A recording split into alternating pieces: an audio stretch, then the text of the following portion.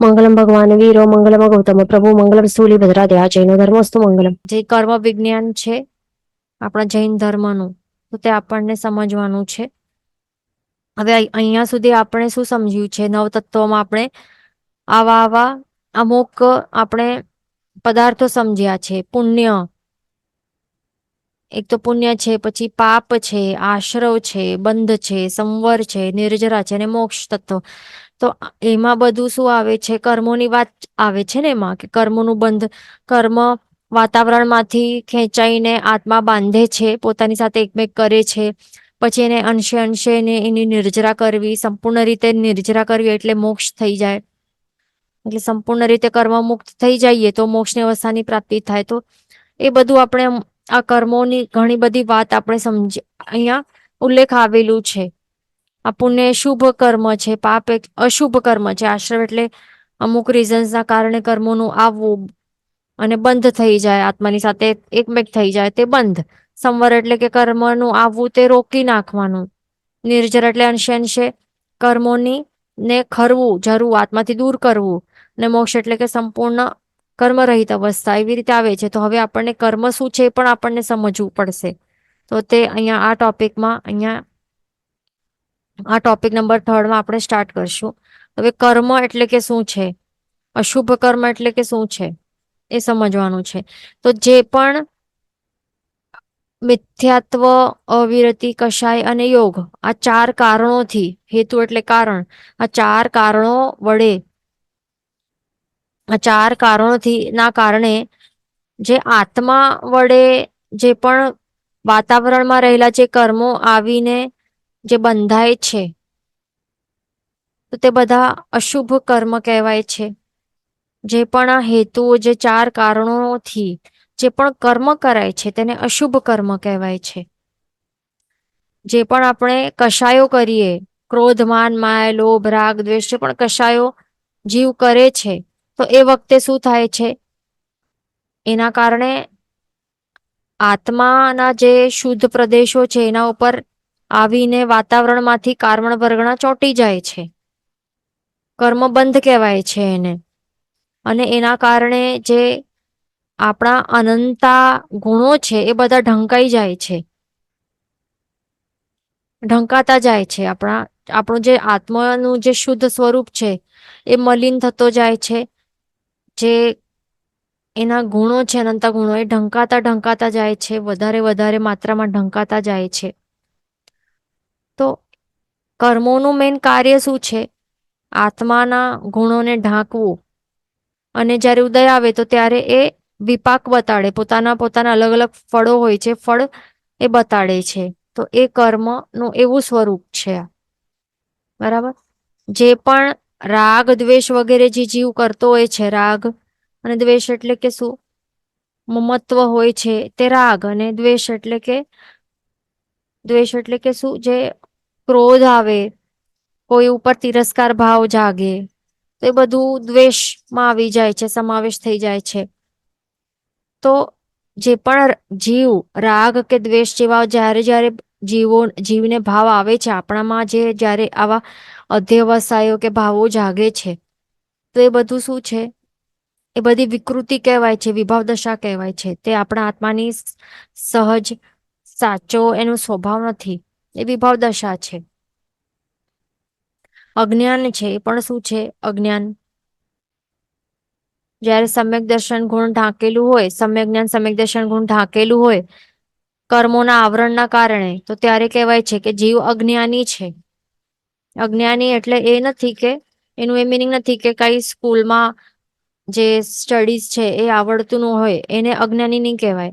પણ અજ્ઞાની કોને કહેવાય? કે જે સાચા જે તત્વો છે, નવતત્વો છે, એના જે સાચો સ્વરૂપ છે, યથાર્થ સ્વરૂપ એને નહીં સ્વીકારે, એને નહીં માને, એને અજ્ઞાની કહેવાતું હોય છે. એટલે બહુ ફરક છે આમાં. જે સ્કૂલમાં આપણે ભણતા હોય, એકદમ બધું યાદ રહી જતું હોય, રટ્ટા મારીને પણ બધા વર્ડ ટુ વર્ડ યાદ રહી જતું હોય, તો શું તેને જ્ઞાની કહેવાય? એને જ્ઞાની નહીં કહેવાય.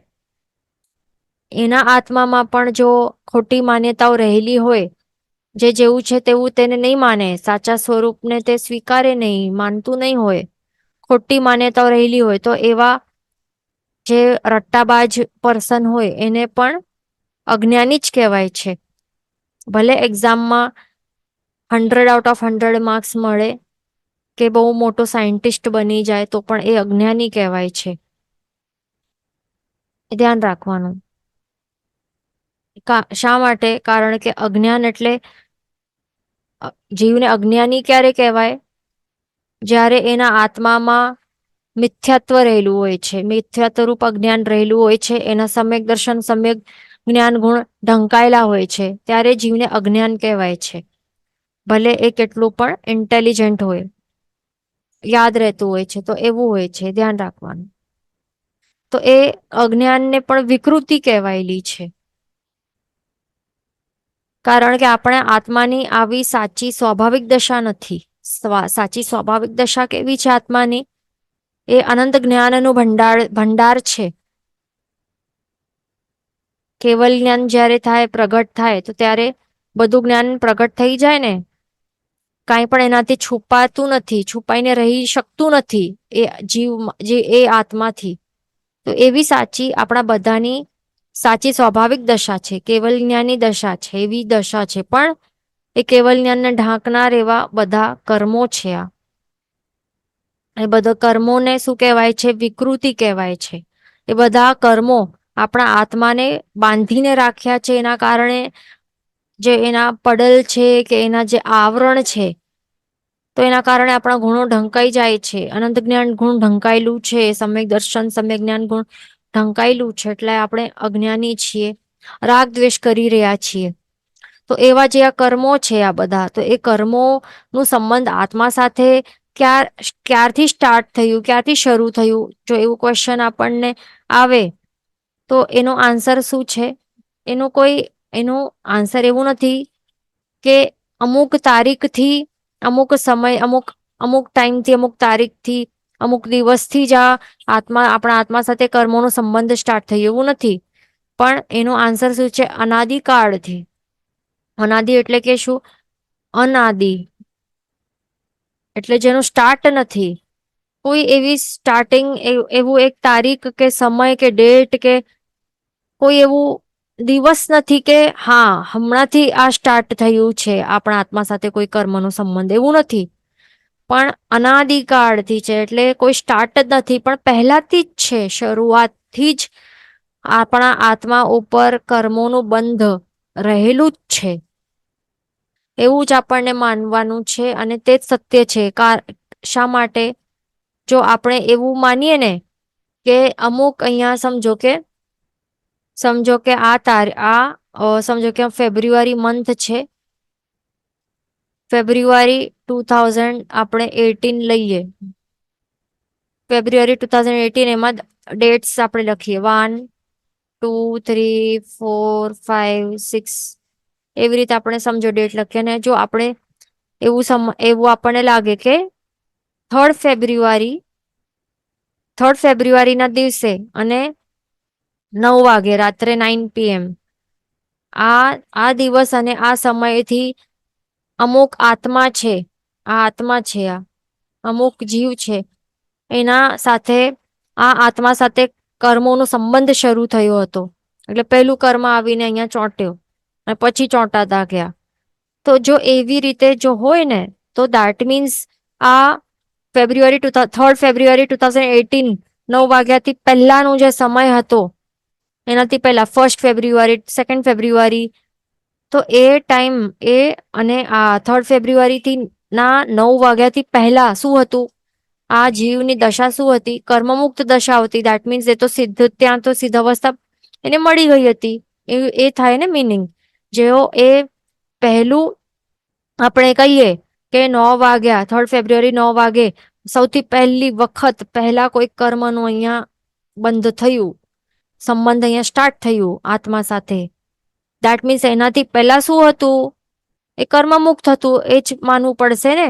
એ જ હોય ને ઓબ્વિયસલી. તો કર્મમુક્ત હોય તો દેટ મીન્સ આ આત્માને તો પછી સિદ્ધ અવસ્થા મળી ગઈ, મોક્ષની અવસ્થાની પ્રાપ્તિ થઈ ગઈ, એ થાય ને એનું મિનિંગ. અને પછીથી અહીંયા કર્મનું સંબંધ સ્ટાર્ટ થયું, કર્મ સાથે સંબંધ. તો એવું તો નહીં હોય ને. એક વખત કોઈ જીવ સિદ્ધ અવસ્થાની પ્રાપ્તિ કરી લે પછીથી કોઈ કર્મનું બંધ તો થાય જ નહીં. કેવી રીતે થઈ શકે? કારણ કે કર્મ બંધના હેતુઓ જે છે, મિથ્યાત્વ, અવિરતિ, કષાય અને યોગ, આ ચારે ચાર થી મુક્ત થઈ ગયો છે. તો હવે કર્મના બંધના રીઝન જ નહીં અહીંયા છે જ નહીં, તો પછી કર્મ બંધ પણ નહીં થાય ને એ જીવને. દેટ મીન્સ આવું બધું ખોટું છે. કે આ બધું ખોટી વાત છે. આવી માન્યતા ખોટી છે કે આત્મા સાથે કર્મનો સંબંધ કોઈક અમુક ટાઈમથી શરૂ થયો હોય એવું છે જ નહીં. પણ આત્મા સાથે કર્મનો સંબંધ અનાદિકાળથી છે, પહેલાથી છે, શરૂઆતથી જ છે. આપણા બધાના આત્મા એ બધા કર્મોથી બંધાયેલા જ હતા પહેલાથી. એ ધ્યાન રાખવાનું. પહેલા ક્યારે પણ જીવ કર્મ રહિત નહીં હતો, કર્મ સહિત જ હતો. અનાદિકાળથી આપણા બધા આત્માઓ કર્મ સહિત જ છે. આપણે બધા અવ્યવહાર રાશિની સૂક્ષ્મ નિગોદમાં હતા, તો ત્યારથી કર્મથી સહિત જ હતા. એ ધ્યાન રાખવાનું. હવે આગળ આપણે ચાલીએ નેક્સ્ટ પોઈન્ટ ઉપર કે હવે આપણને એવું લાગે કે હવે અનાદિકાળથી આવો આપણો આત્મા જે છે એ આત્મા સાથે કર્મોનો સંબંધ આટલો રહેલું છે, આટલા અનાદિકાળથી, એટલે કે કેટલા બધા ભવો અને કેટલા અનંત કાળનો સમય આપણે તો પહેલાથી જ છીએ ને. આપણા બધાના આત્મા પહેલાથી જ એક્ઝિસ્ટન્ટ છે જ, અસ્તિત્વમાં રહેલું જ છે. તો કેટલા બધા અનંતો કાળથી આપણે છીએ, તો કર્મો પણ કેટલા ટાઈમથી છે. તો હવે આટલા ટાઈમથી રહેલા, અનાદિકાળથી રહેલા જે કર્મો છે, તો એનાથી જે સંગ છે, એનાથી જે સંબંધ છે, તો શું તે ઇઝીલી છૂટી શકે કે નહીં? પણ એવું ક્વેશ્ચન આવી શકે. તો હવે એના માટે આન્સર શું છે કે હા, તે છૂટી શકે, પણ એમને એમ નહીં થાય. હવે એક્ઝામ્પલ માટે શું બતાડે છે કે ખાણ છે, માઇન્સ છે, સોનાની ખાણ છે, એની અંદર સોનું કેવી રીતે રહેલું હોય? શું તે પ્યોર ગોલ્ડના ફોર્મમાં રહેલું હોય? નહીં હોય ને. પહેલાથી તે માટી અને ઇમ્પ્યોરિટીઝથી મિશ્રિત હોય. સોનું કેવું હોય? ઇમ્પ્યોર હોય. એટલા માટે તેને કનકોપલ કહેવાય છે. કનકોપલ કહેવાય છે કારણ કે તે પહેલાથી ઇમ્પ્યોર છે ગોલ્ડ. આપણું આત્મા પણ પહેલાથી શરૂઆત એવું છે, જેમ ખાણમાં સોનું પહેલાથી જ ઇમ્પ્યોર છે અને પછી એને એક્સટ્રેક્ટ કરીને પછી આપણે અગ્નિનું તાપ આપીએ અને વિશિષ્ટ પ્રક્રિયાઓ કરીએ અને પછી એક ઇમ્પ્યોરિટીઝ છુટ્ટી થઈ શકે અને જે ગોલ્ડ છે, પ્યોર ગોલ્ડ, એ પ્યોર ગોલ્ડ એ છૂટો થઈ શકે છે. તો એવી રીતે આપણને પ્રક્રિયા કરવી પડે છે. સ્ટાર્ટિંગથી તો એક એવું છે, પ્યોર જ છે. તો બસ એવું જ આપણો પણ આત્મા છે. અનાદિકાળથી આપણા બધાનો આત્મા કર્મથી લેપાયેલું છે, કર્મ સહિત જ છે. હવે એને કર્મોથી મુક્ત જો કરવાનું છે આપણને, એવા અનાદિકાળથી એવા બંધાયેલા કર્મો છે, એનાથી પણ આપણને જો છૂટું કરવું જો હોય તો એ થઈ શકે, પણ એના માટે પણ વિશિષ્ટ આપણને પ્રક્રિયા કરવી પડશે. જેમ સોના માટે કરી, અગ્નિનો તાપ જેમ આપ્યો ત્યારે જઈને ઇમ્પ્યોરિટીઝ છુટ્ટી થઈ અને ત્યારે શુદ્ધ સોનું બહાર સાઈડમાં શુદ્ધ થઈને આપણને મળી શક્યો. તો બસ એવી જ રીતે આત્મા પણ કેવું છે, અનાદિકાળથી કર્મો જે મળ રૂપી કર્મો છે એનાથી મલિન છે. તો વિશિષ્ટ પ્રક્રિયા કેવી કરવી પડશે? જ્ઞાન, ધ્યાન વગેરે એવા આપણને વિશિષ્ટ પ્રક્રિયાઓ કરવી પડશે. આરાધના, સાધના કરવી પડશે. તપ, નિર્જરા વગેરે કરવી પડશે. જેમાં આપણે નિર્જરા તત્વમાં ભણ્યું એ બધું કરવું પડશે. સંવર તત્વમાં ભણ્યું એ બધું કરવું પડશે. તો ત્યારે જઈને આત્મા જે છે એ કર્મોથી મુક્ત બની શકશે. અને આવું સોના જેવું કેવું સાચા સ્વરૂપમાં એવી રીતે શુદ્ધ સ્ફટિક જેવું જે નિર્મળ છે, મળ રહિત, કર્મોના મળથી રહિત જેવું એ આત્મા છે, એવું એ બની શકશે. અને ત્યારે એને મોક્ષ કહેવાશે કે હવે એને મોક્ષની અવસ્થાની પ્રાપ્તિ થઈ ગઈ છે. હવે નેક્સ્ટ પોઈન્ટ શું છે? આપણને એવું લાગતું હશે કે આત્મા કેવું છે? અરૂપી છે. આત્મા કેવું છે? અરૂપી છે. એનું કોઈ વર્ણગંધ રસ સ્પર્શ નથી ને. આત્મા જે હોય તે આંખોથી દેખાતું નથી, કાનોથી સંભળાતું નથી, સ્પર્શી શકાતું નથી, ન ઠંડો ગરમ, હલકો ભારી, તેજ અંધારું કંઈ પણ નથી એનું. કલરલેસ છે, સ્પર્શ કરી શકાતો નથી, આકાર કલર કંઈ નથી, ટેસ્ટ પણ નથી, સ્મેલ પણ નથી, આવાજ પણ નથી, એવું છે. એટલા માટે એને અરૂપી કહેવાય છે. તો અરૂપી એવો આત્મા છે કે જેને સ્પર્શી પણ નહીં શકાય. તો એવા અરૂપી આત્મા સાથે જે કર્મો છે એ કર્મો એ તો રૂપી છે, એના ઉપર કેવી રીતે ચોંટી જાય છે, એવું ક્વેશ્ચન આવી શકે. કર્મો કેવા છે? કર્મ એટલે કે પૂતગલ છે. પૂતગલાસ્તિકા એ આ પૂતગલાસ્તિકા એનામાં આવે છે ને કર્મો. કાર્મણ વર્ગણાના પૂતગલ સ્કંધો છે. આ પૂતગલ સ્કંધો છે તો એ રૂપી છે. એના વર્ણગંધ રસ સ્પર્શ છે. ભલે એ આપણને દેખાતા નથી નજરોથી, કારણ કે સૂક્ષ્મ છે. સૂક્ષ્મ છે, આટલા સૂક્ષ્મ સ્કંધો છે. કાર્મણ વર્ગણાના પૂતગલ સ્કંધો સૂક્ષ્મ છે, પણ છતાં પણ જે વિશિષ્ટ અવધિ જ્ઞાની હોય અને કેવલ જ્ઞાની ભગવંત હોય તો આત્મા દ્વારા તે એનું વર્ણગંધ રસ સ્પર્શ એ જાણી શકે છે. આ રૂપી છે. તો આવું રૂપી કર્મ એ અરૂપી એવા આત્માને ચોંટી કેવી રીતે શકે છે? તો એનું આ રીઝન એવી રીતે આપણે સમજી શકીએ કે જે હવે જ્ઞાન પણ કેવું છે, અરૂપી છે ને. જ્ઞાન આપણને દેખાય છે. આપણને સમજો કોઈ એવા જ્ઞાની મહાપુરુષ હોય, જ્ઞાની ગુરુ ભગવંત હોય, તો એ જ્ઞાન આપણને દેખાય. જ્ઞાન પણ અરૂપી છે ને. એમને સમજો કે એક બે પૂર્વ આવડે છે, એક બે પૂર્વ જેટલું જ્ઞાન આવડે છે, તો શું તે દેખાય છે આપણને આંખોથી? એમનામાં જ્ઞાન છે તે આત્મામાં જ્ઞાન છે ને, આટલું ગુણ પ્રગટેલું છે, તો તે દેખાય છે, નથી દેખાતું? એવું છે જ્ઞાન, એવું છે, અરૂપી છે. બરાબર. તો હવે સમજો કે કોઈક એક વ્યક્તિ છે, કોઈક એક બીજો વ્યક્તિ છે, અને એને સમજો કે અમુક આવડતું હશે કંઈક, એ પાસ હશે એટલે કોલેજ પાસ હશે, એને એટલું જ્ઞાન આવડતું હશે, તો સમજો તે એ વ્યસની છે વ્યક્તિ, તો એ મદિરા જેવું આવું પીએ, તો મદિરાનું સેવન કર્યા બાદ જે પણ એને કોલેજમાં જે પણ ભણેલું છે એ ક્વેશ્ચન્સ ત્યારે પૂછવામાં આવે, તો તે શું એ બોલી શકે? એના આન્સર નહીં બોલી શકે ને. એ તો શું એ પોતાના કઈ ભાનમાં જ નહીં હોય. એને કોલેજમાં ભણેલું તો શું, એના પોતાના ઘરનું પણ એડ્રેસ પૂછશો કે ક્યાં તું ક્યાં રહે છે, તને ક્યાં જવાનું છે, એ પણ એને હોશમાં નહીં હશે, એ પણ એને ખ્યાલ નહીં આવશે. કારણ કે જ્ઞાન જે આટલું ભણેલું છે, જેટલું પણ એ ભણ્યું હશે એ વ્યક્તિ, નોર્મલ એને પોતાનું ઘરનું એડ્રેસ પણ જેટલું પણ જ્ઞાન હોય તો એ પણ નાશ પામે છે ને. મદિરા એવી વસ્તુ છે, મદિરા કેવી છે? રૂપી જ વસ્તુ છે. એનો વર્ણગંધ રસ સ્પર્શ હોય છે ને મદિરાનો, એ રૂપી છે. તો રૂપી એવા મદિરાનું સેવન બાદ જે અરૂપી એવું જ્ઞાન ગુણ ઉપર અસર થાય છે ને, નુકસાન પહોંચાડે છે તેને. એટલે રૂપી પૂતગલાસ્તિકામાં એવી તાકાત છે કે જે આપણા અરૂપી એવા ગુણો છે એના ઉપર એ બહુ જોરદાર અસર કરાવી શકે છે, નુકસાન પહોંચાડી શકે છે. તો બસ એવું જ છે કે અરૂપી એવા જે આત્મા છે એના ઉપર રૂપી એવા જે કર્મો છે એ ચોંટી શકે છે, અને એને નચાવી શકે છે, ભમાડી શકે છે, ચાર ગતિમાં અહીંયાથી ત્યાં રખડાવી શકે છે, ભયંકર એવા દુઃખો આપી શકે છે, દેવતાઈ જેવા સુખો પણ આપી શકે છે.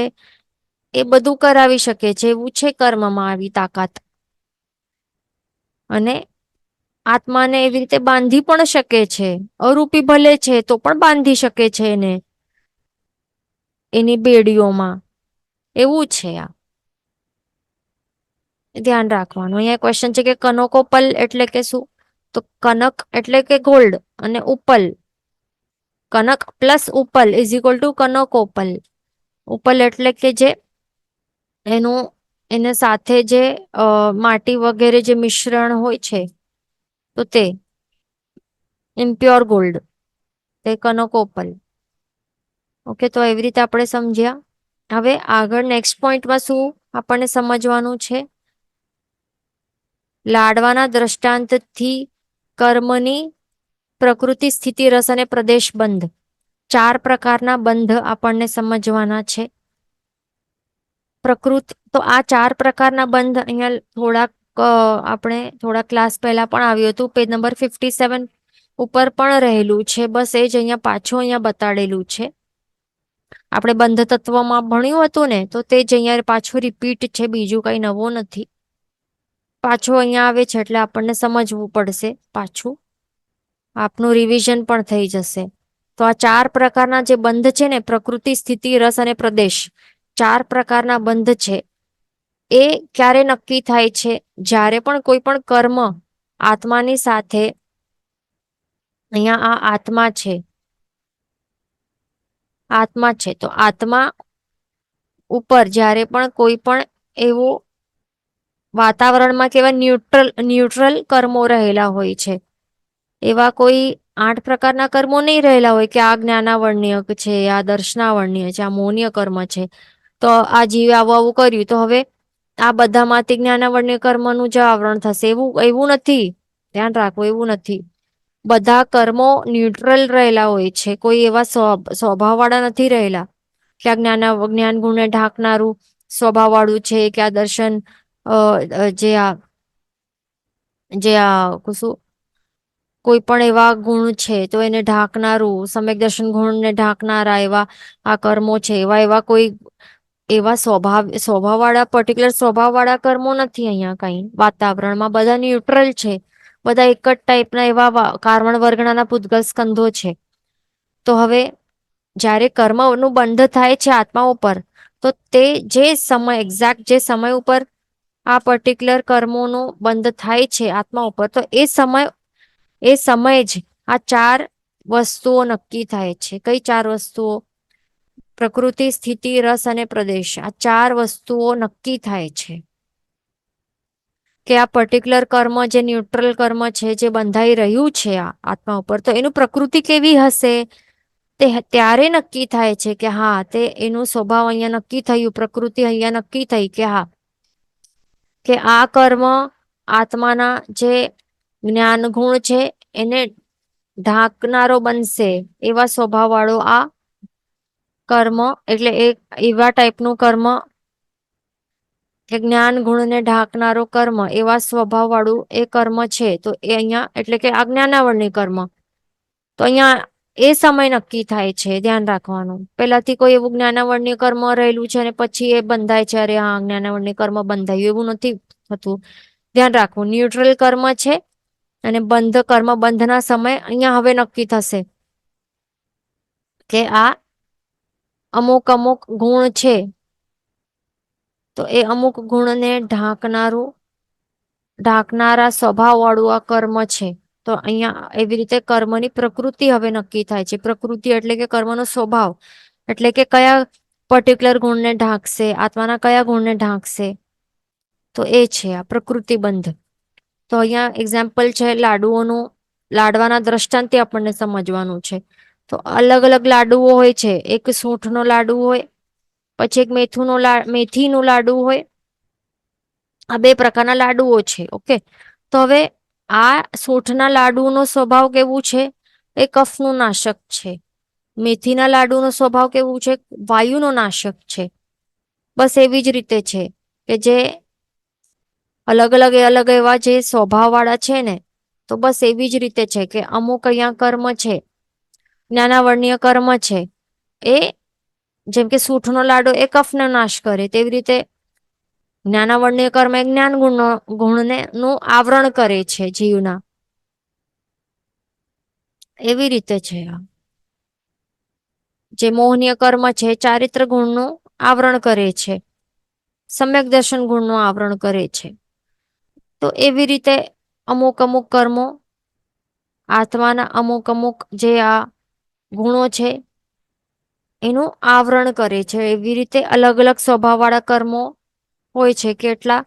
158 અલગ અલગ સ્વભાવવાળા કર્મો હોય છે, અથવા તો 8, મુખ્યથી 8 કહીએ આપણે, અથવા તો 158 કર્મ પ્રકૃતિ કેટલી? ટાઈપ ઓફ કર્મ 8 અને કર્મ પ્રકૃતિ 158, એવી રીતે ધ્યાન રાખવાનું. તો આ પ્રકૃતિબંધ શું છે કે અલગ અલગ ગુણને ઢાંકવાનો કર્મોનો જે સ્વભાવ પૂતગલોમાં નક્કી થાય તેને પ્રકૃતિબંધ કહેવાય છે. કે આટલું આપણું ક્લિયર થઈ ગયું છે. નેક્સ્ટ શું છે? સ્થિતિબંધ. અહીંયા કરેક્શન કરી લેવાના. શું છે? સ્થિતિબંધ છે આ. સ્થિતિ એટલે કે શું? સમય. અહીંયા લખી લેવાનું, અહીંયા બ્રેકેટમાં સમય. તો હવે લાડુના દ્રષ્ટાંતથી સમજવાનું છે ને કે હવે કોઈ આપણે લોટને આપણે શેકીને બનાવ્યું હોય તો વધારે ચાલે. જો લોટને શેક્યું નહીં હોય તો વધારે નહીં ચાલે. પણ આપણે લોટને શેકીને પ્રોપર શેકીને બનાવે તો એ સમજો કે 1 મહિના સુધી ચાલશે. હવે કોઈક એવું હોય લોટ કે કે હવે 15 દિવસ સુધી જ ચાલશે. એવી રીતે છે. તો તેવી જ રીતે હવે કર્મ જ્યારે બંધ થાય છે આત્મા ઉપર, અહીંયા આત્મા છે એના ઉપર કોઈક એક ન્યુટ્રલ કર્મ છે, એ કર્મનું બંધ થાય છે એ વખતે 4 વસ્તુઓ નક્કી થાય છે. એક તો પ્રકૃતિ, એટલે કયા ગુણને એ ઢાંકશે, એ કર્મનો સ્વભાવ એ નક્કી થાય છે. કર્મ પ્રકૃતિ નક્કી થાય છે. બીજી કઈ વસ્તુ નક્કી થાય છે? સ્થિતિબંધ. એટલે સ્થિતિ એટલે કે સમય નક્કી થશે કે એ જે બંધાય છે કર્મ, એ આત્મા ઉપર કેટલા સમય સુધી એનું અસ્તિત્વ રહેશે, એ નક્કી થવું એને કહેવાય છે સ્થિતિબંધ. કે આ પર્ટિક્યુલર કર્મ જે બંધાઈ રહ્યું છે એના સાથે હવે આત્મા ઉપર એ પર્ટિક્યુલર બંધાઈ રહેલો કર્મ એ સમજો કે 1 સાગરોપમ વર્ષ સુધી રહેશે, અથવા તો માત્ર 1 અંતર્મુહૂર્ત સુધી રહેશે અને પછી પોતાનો વિપાક બતાડીને ખરી જશે કે 1 સાગરોપમ સુધી રહેશે કે 10 સાગરોપમ સુધી રહેશે કે 20 સાગરોપમ સુધી રહેશે કે 1 પલ્યોપમ સુધી રહેશે કે 2 વર્ષ સુધી રહેશે. જેટલું પણ અલગ અલગ એવા બધા કર્મો અલગ અલગ નાની કે મોટી સ્થિતિ વાળાઓ બંધાતા હોય છે. એ નક્કી થવું હોય ને એટલે કેટલા સમય સુધી આત્મા ઉપર એ કર્મો ચોંટીને રહેલા હશે એને કહેવાય છે, એ નક્કી થવું એને કહેવાય છે સ્થિતિબંધ. ધ્યાન રાખવાનું. પછી ત્રીજું શું નક્કી થાય છે? રસબંધ નક્કી થાય છે. એટલે કે તીવ્રતા યાદ રાખવાનું. એટલે કે શું? હવે લાડુના એક્ઝામ્પલથી સમજવાનું છે કે હવે લાડુમાં એ આપણે લાડુ બનાવી રહ્યા છીએ, તો આ લાડુ છે એમાં આપણે 1 ચપટી સાકર નાખી તો એ કેવું બનશે? કેટલા કેટલા મીઠાશ વાળો બનશે? એકદમ ઓછું, એકદમ લાઈટ મીઠાશ હશે. પણ આ લાડુ છે એમાં આપણે આટલી બધી સાકરના ક્રિસ્ટલ્સ નાખી દીધા તો કેટલું સ્વીટ, ઓવર સ્વીટ બનશે ને. એટલે દેટ મીન્સ કે જેટલું અહીંયા મેઇન રસમાં ફરક થાય છે ને, મીઠાશમાં ફરક થાય છે ને, કે આ ઓછા મીઠાશ વાળું લાડુ છે અને ઘણી જ મીઠાશ વાળું લાડુ છે.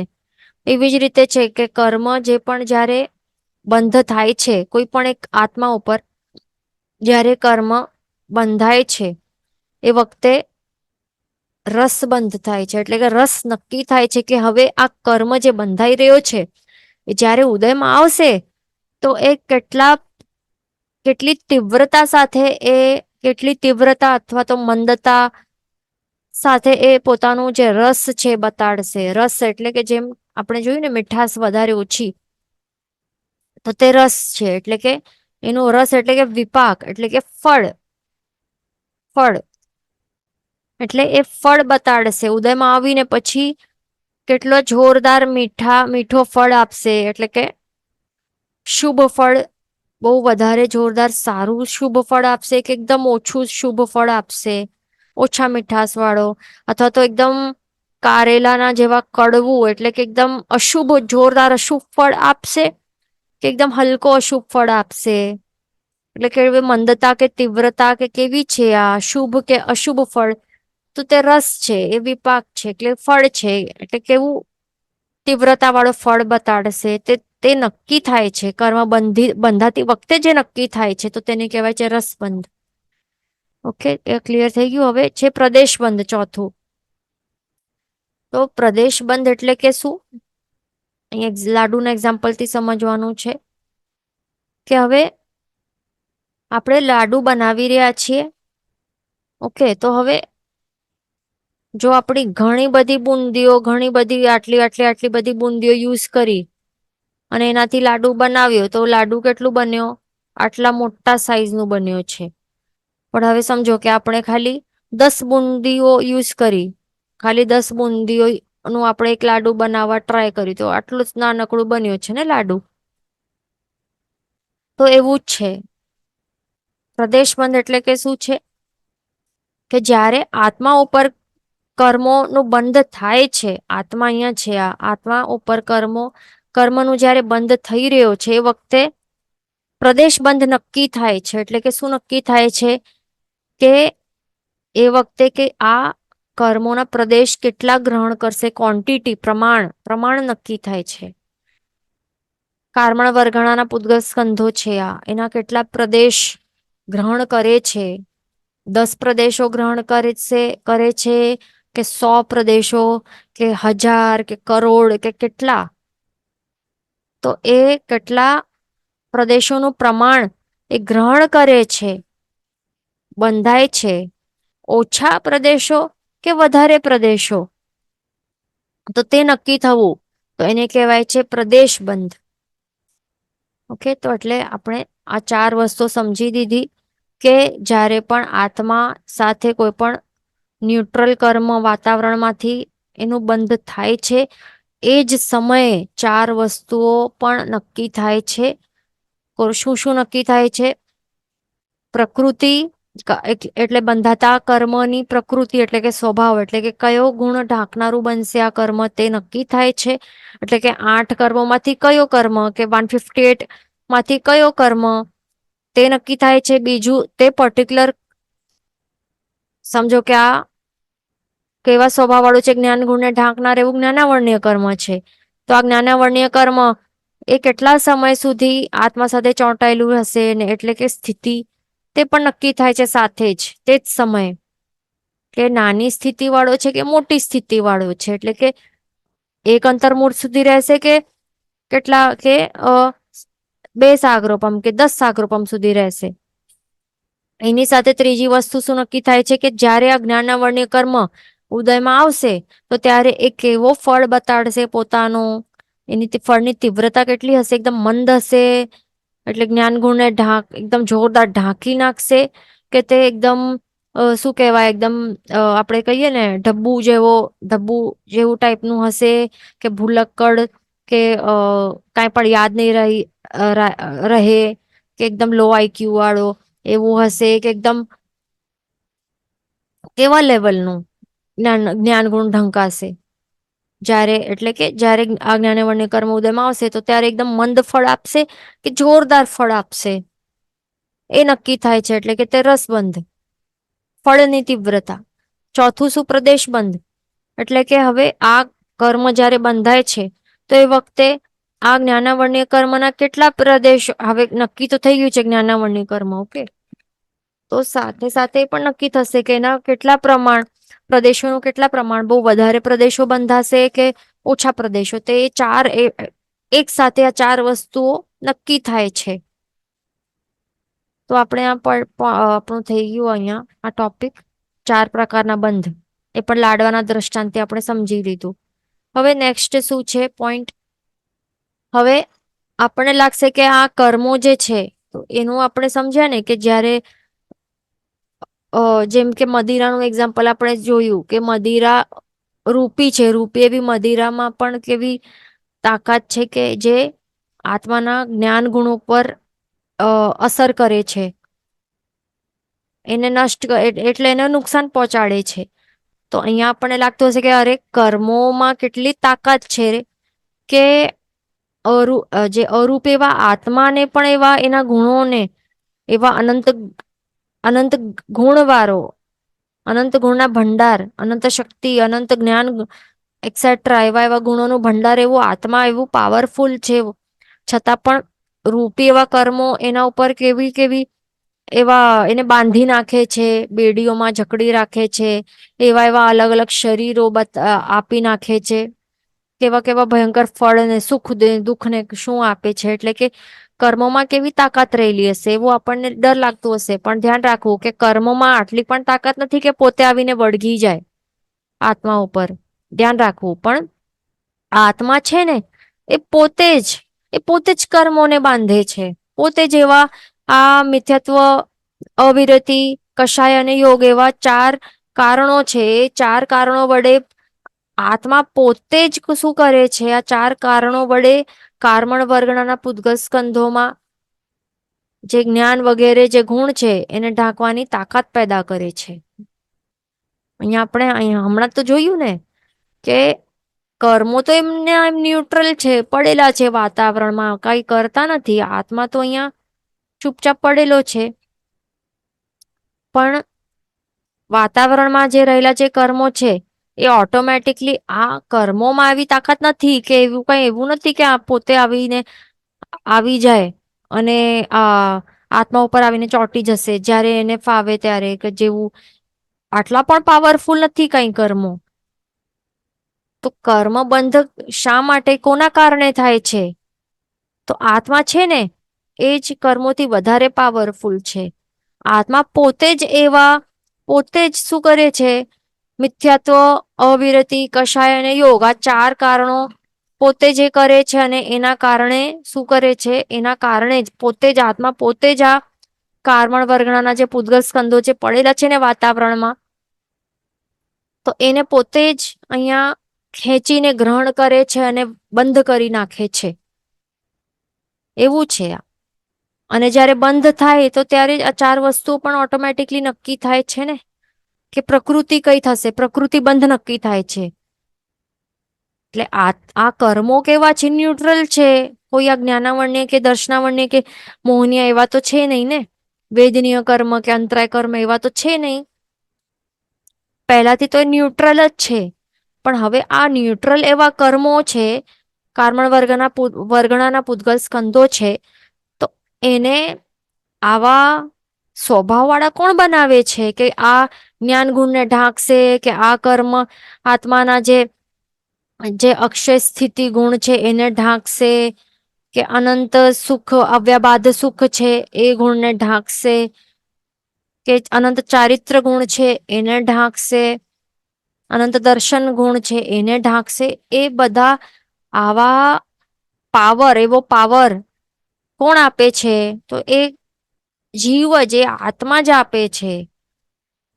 આ કર્મોનું બંધ કરે છે ને આ 4 હેતુઓ વડે, ત્યારે જ આવા ન્યુટ્રલ એવા જે કાર્બન વર્ગના પૂદગલ સંધોમાં જ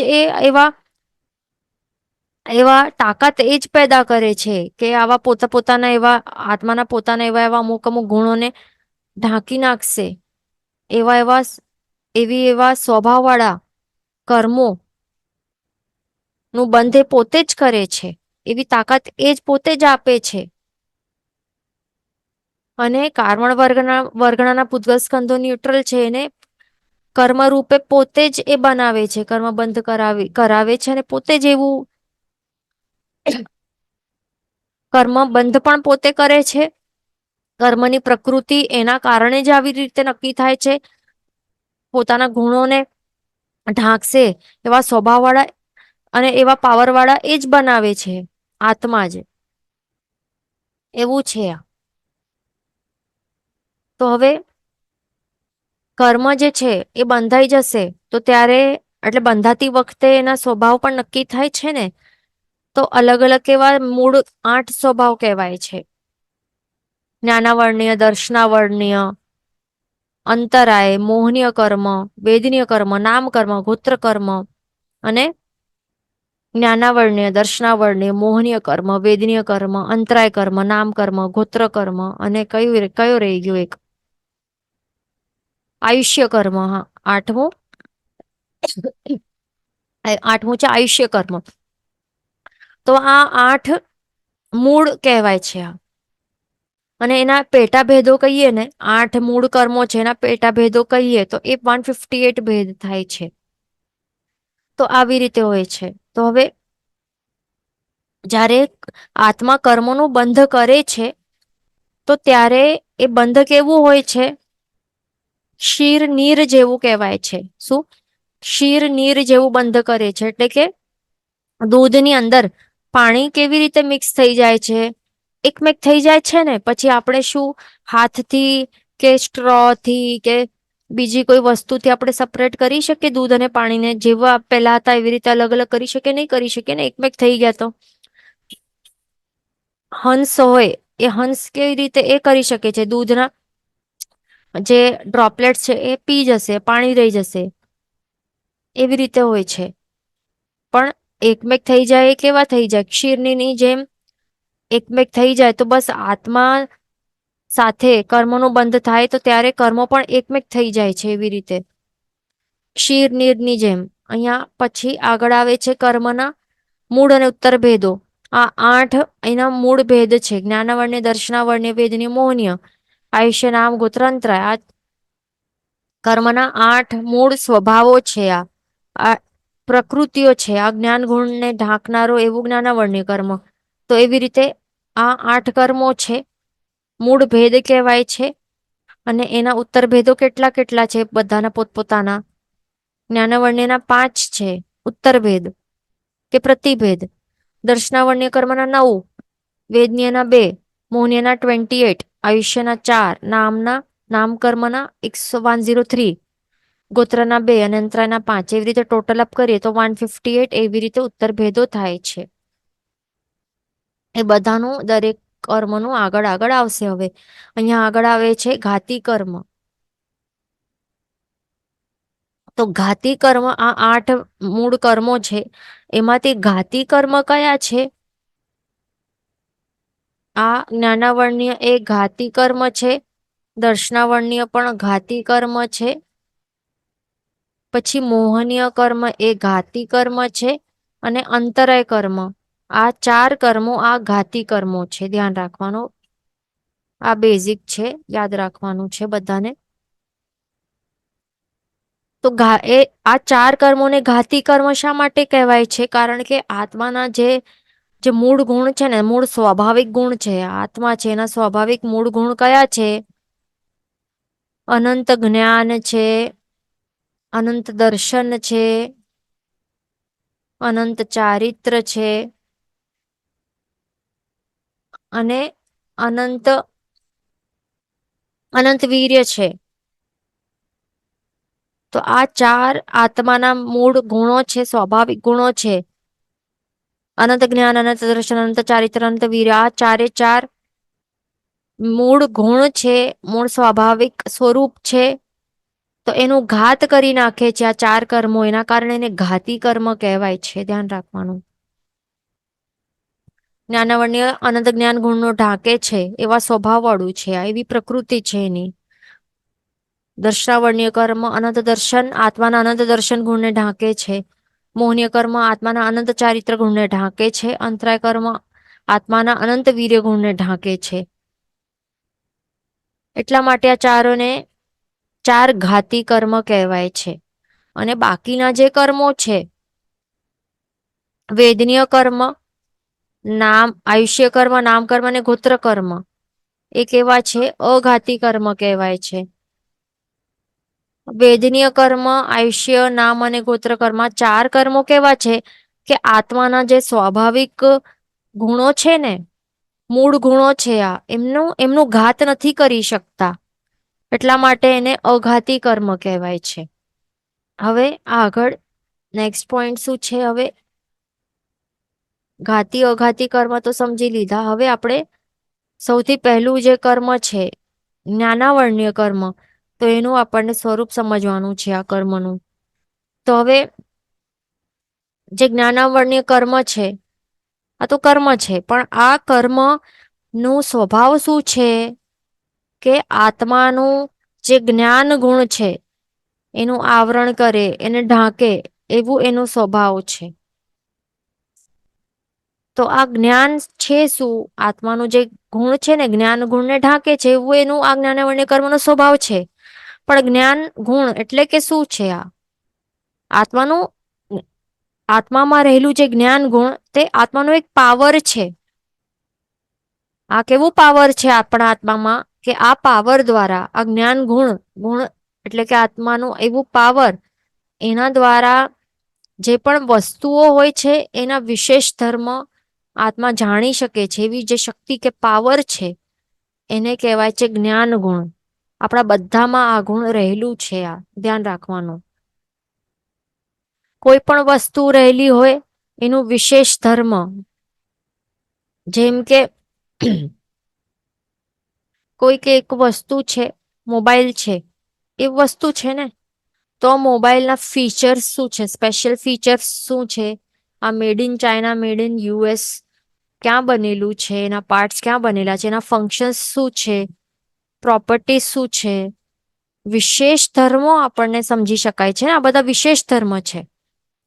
અને સામાન્ય ધર્મ કેવા કે જે દેખાય છે તેવું એક એક આકાર છે, એક કલર છે, તો એ સામાન્ય ધર્મ કહેવાય. પણ વિશેષ ધર્મ શું કે મોબાઈલના ફીચર્સ શું છે, એમાં કે કેમેરાની કેપેસિટી કેટલી છે, અને કેટલા પિક્સલ્સ કેપ્ચર કરી શકે છે, એમાં બેટરીની કેપેસિટી કેટલી છે, કેટલા એમ્પિયર્સ વાળી બેટરી છે, કેટલું એનું ચાર્જિંગ થઈ શકે, કેટલા ફાસ્ટ એનું ચાર્જિંગ થઈ શકે છે, એમાં બીજા એમાં કેવું પ્રોસેસર છે, ડ્રેગન પ્રોસેસર છે, કેટલા ઓક્ટા કોર્સ છે, કેટલું, એટલે આ બધા શું છે વિશેષ ધર્મ, એક્સ્ટ્રા એના ફીચર્સ, એટલે એક્સ્ટ્રા જાણકારી, વિશેષ ધર્મ. તો એ જાણવાની શક્તિ શું, એને જ્ઞાન કહેવાય છે. તો એ આપણા બધાના આત્મામાં રહેલું જ છે. કોઈ પણ વસ્તુની વિશેષ એક્સ્ટ્રા ઇન્ફોર્મેશન, વધારે વધુમાં બોધ થાય, એને કહેવાય છે જ્ઞાન ગુણ. આવા જ્ઞાન, આવા પાવરને રોકનારા કર્મોને શું કહેવાય છે, જ્ઞાનાવર્ણ્ય કર્મ કહેવાય છે. એવા ધ્યાન રાખવાનું. હવે વળી આ ભેદ કેટલા છે? આ જ્ઞાનાવર્ણ્ય કર્મના 5 ભેદ કહેવાય છે. એક તો મતિ જ્ઞાનાવર્ણ્ય કર્મ, પછી જેમ કે હવે 5 જ્ઞાન છે ને, 5 જ્ઞાન આપણને આવડે છે. 5 પ્રકારના જ્ઞાન શું છે? આપણે કહીએ ને જ્ઞાનના આપણે 5 ખમાસમણ આપતા હોઈએ છીએ. શું હોય છે? એક તો લોકાલોક પ્રકાશકર પંચ 51 ભેદ નિર્મળ જ્ઞાન મૂળ સદા કરે કર્મનો છેદ, પછી ઈચ્છામી ખમાસમણું કરીને શું કહીએ આપણે? મતિ જ્ઞાનાનામાં કહીએ. તો પહેલું કયું જ્ઞાન છે? મતિ જ્ઞાન છે. બીજો જ્ઞાન શું છે? શ્રુત જ્ઞાન છે. 5 ખમાસણામાં શું આવે? ત્રીજું અવધિ જ્ઞાન છે. ચોથું છે મનઃપર્ય જ્ઞાન, અને પાંચમું શું છે? કેવલ જ્ઞાન. રાઈટ? આ 5 જ્ઞાન છે. તો આ આત્માના 5 ગુણો છે, આ જ્ઞાન ગુણો છે. તો આ દરેક ગુણને, દરેક ટાઈપ ઓફ જ્ઞાનને ઢાંકનારા કર્મોને એવા એવા નામો આપેલા છે. સિમ્પલ છે. એટલે કે મતિ જ્ઞાનને ઢાંકનારા મતિ જ્ઞાનાવર્ણ્ય કર્મ કહેવાય. શ્રુત જ્ઞાનને ઢાંકનારા શ્રુત જ્ઞાનાવર્ણ્ય કર્મ, અવધિ જ્ઞાનને ઢાંકનારા અવધિ જ્ઞાનાવર્ણ્ય કર્મ, મનઃપર્યવ જ્ઞાનને ઢાંકનારા મનઃપર્યવ જ્ઞાનાવર્ણ્ય કર્મ, અને કેવલ જ્ઞાનને ઢાંકનારા કેવલ જ્ઞાનાવર્ણ્ય કર્મ. આટલું સિમ્પલ. બરાબર? એટલી સિમ્પલ છે આ 5 જ્ઞાન જે છે, દરેક 5 જ્ઞાનને ઢાંકનારા એવા સેમ નામવાળા કર્મો જાણવા. તો આવી રીતે આપણે હજી ડિટેલમાં આપણે નેક્સ્ટ ક્લાસથી કન્ટિન્યુ કરશું. હવે ઇન્ટરેસ્ટિંગ બહુ ટોપિક સ્ટાર્ટ થાય છે. નેક્સ્ટ ક્લાસથી કન્ટિન્યુ કરશું. અહીંયા ક્વેશ્ચન છે કે can you please give sum more example of પ્રદેશ બંધ. પ્રદેશ બંધમાં શું એક્ઝામ્પલ છે કે અહીંયા ફોટો છે કે નહીં? અહીંયા છે, જો ફોટો પ્રદેશ બંધમાં. એટલે કેટલી બુંદીઓથી આ લાડુ બનાવે છે? ઓછી બુંદીઓ યુઝ કરે તો નાનકડા લાડુ બને. મીડિયમ એટલે થોડીક વધારે એનાથી યુઝ કરે તો મીડિયમ સાઈઝના લડ્ડુ બને. એકદમ બહુ વધારે બુંદીઓ યુઝ કરે, અહીંયાથી બહુ વધારે બુંદીઓ યુઝ કરે તો મોટા મોટા સાઈઝના લાડુઓ બની જાય ને. તો એવું જ છે પ્રદેશ બંધ. જ્યારે પણ કોઈ કર્મ, અહીંયા વાતાવરણમાં રહેલા કર્મો છે, કાર્બન વર્ગણાના પૂતગલ સ્કંધો છે, એ આત્મા સાથે ચોંટાય, જ્યારે બંધાય છે, બંધાતી વખતે પ્રદેશ બંધ નક્કી થાય છે. એટલે કે એ પ્રદેશ બંધ કોના કારણે થાય છે? યોગના કારણે. તો યોગના કારણે, યોગ ઉપર ડિપેન્ડન્ટ છે કે એ જે બંધાઈ રહેલા જે કર્મો છે એના કેટલા પ્રમાણ, કેટલા પ્રદેશો બંધાશે. ઓછા પ્રદેશો બંધાશે કે ઘણા વધારે પ્રદેશો બંધાશે, તો એ નક્કી થાય છે. જેમ કે શું? અહીંયા આટલા આટલા છે આટલા અમુક ઓછા પ્રદેશો તો એ બંધાશે, કે કર્મના આટલા વધારે વધારે આટલા આટલા આટલા પ્રદેશો એ બંધાશે. એટલે વધારે પ્રદેશોનું બંધ થાય છે કે ઓછા પ્રદેશોનું બંધ થાય છે તો તે નક્કી થવું. એટલે એનું પ્રમાણ નક્કી થવું. તો તે કહેવાય છે પ્રદેશ બંધ. બસ તે જ છે અહીંયા. જીન વચન વિરુદ્ધ બોલાયું તો મિચ્છામ દુક્કડમ સર્વ મંગળ માંગલ્યમ સર્વ કલ્યાણ કારણમ પ્રધાનમ સર્વ ધર્માણમ જન્મ જતિ શાસનમ પ્રણામ.